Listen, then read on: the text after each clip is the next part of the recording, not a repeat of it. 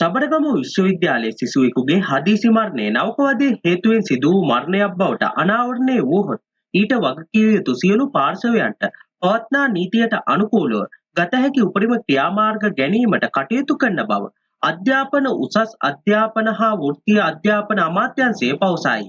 සබරගම විශ්වවිද්‍යාලයේ තාක්ෂණ විද්‍යාපීඨයේ දෙවන වසර සිසුවෙකුගේ හදිසි මරණය සම්බන්ධයෙන් අද විශේෂ නිවේදනයක් නිකුත් කරමින් එම අමාත්‍යාංශයේ ලේකම්වරයා මේ බව පවසා සිටින ලදී.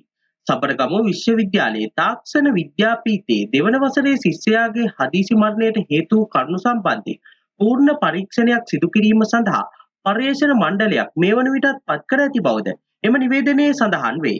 ඒ අනුව එම පරීක්ෂණ මාණ්ඩල වාර්තාව ලැබුණු වහාම ඒ සම්බන්ධයෙන් ගත යුතු සියලු පියවර විශ්වවිද්‍යාල පරිපාලනාධිකාරිය සහ විශ්වවිද්‍යාල ප්‍රතිපාදන කොමිෂන් සභාව විසින් ගනු ලබනු ඇති බව වැඩිදුරටත් වාර්තා වේ.